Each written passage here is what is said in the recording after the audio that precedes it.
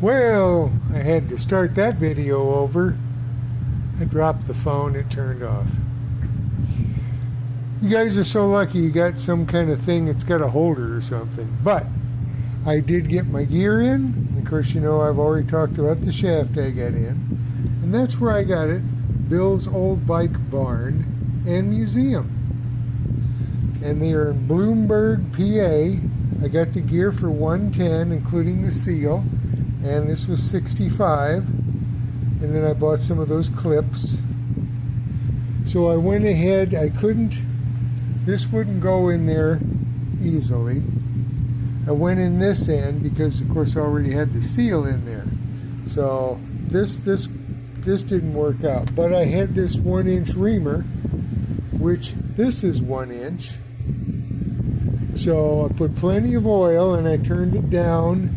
Careful not to get into the new seal there. And I stopped, and then I went the opposite direction, the non-cutting way, like back off this way. I did it twice. It did pick up some stuff. Initially, this did not spin very freely.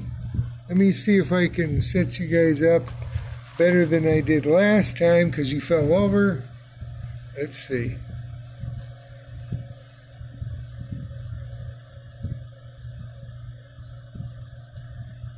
It'll spin a little bit, but then stop. I don't know if I should take another pass.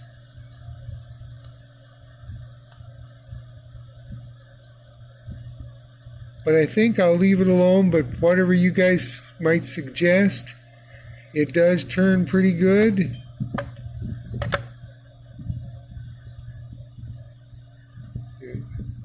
Okay. So, and it doesn't wobble like the old one.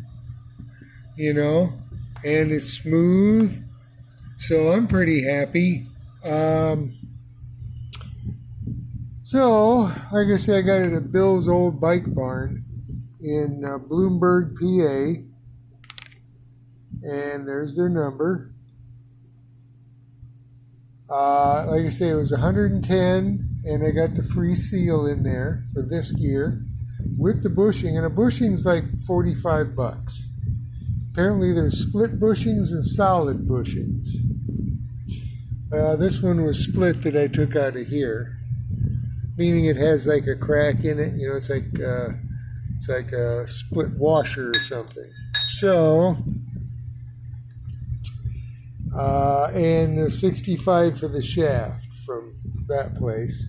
Seems to be pretty good stuff. Time will tell, but you know, it looks like it's made right and everything. But like I say, I put it on the 1-inch thing. It took off just a little bit, but was mindful that, you know, to be, you know, I don't want to, you know, I know I don't have, this is not the right equipment, but what I've been able to read and ascertain is, you know, it's supposed to spin a little bit, but not too freely.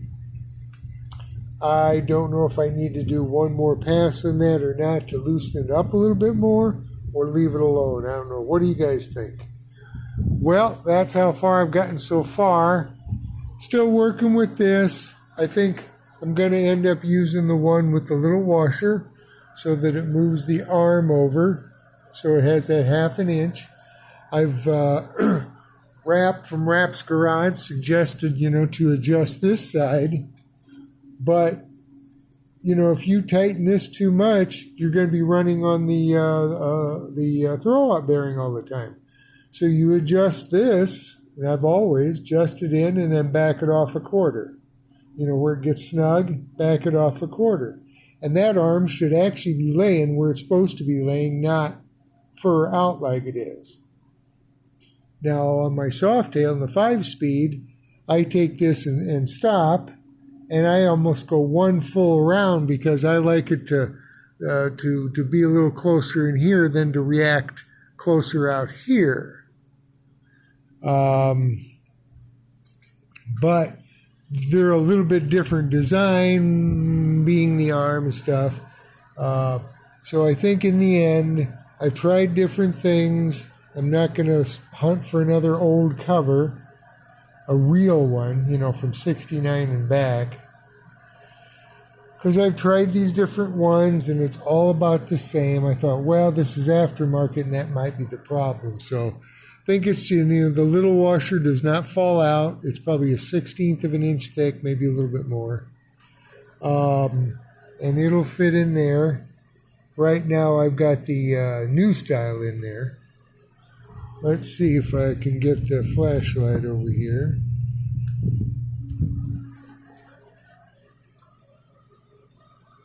Yep, you can see that style. So again, it's too far away. It's a little better with the new style than the old top hat, but not where it should be. So I'll put that one back in the washer. Other than heating up this arm and then cocking it back, bending it back, I could do that. But it worked okay. Putting that washer in there, making the space in there.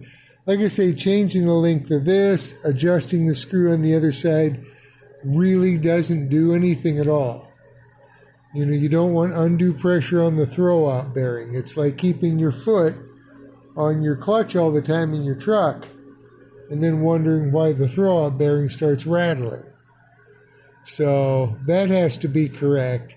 It's something in the geometry right here between the fingers, the face of the throw-out bearing, or the thickness of the throw-out bearing, and that. So, I've kind of beat this poor horse here for a while, and I just, I don't work on these enough to say, oh, hey, that's it. So I have to fudge it.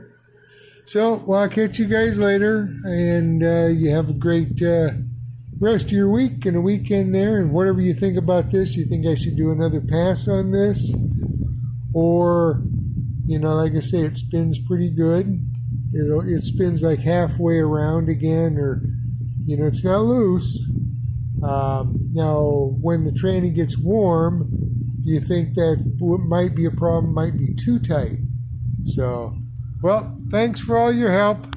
I know a lot of times I don't have the right tools, but I try and do it the best I have with what I have.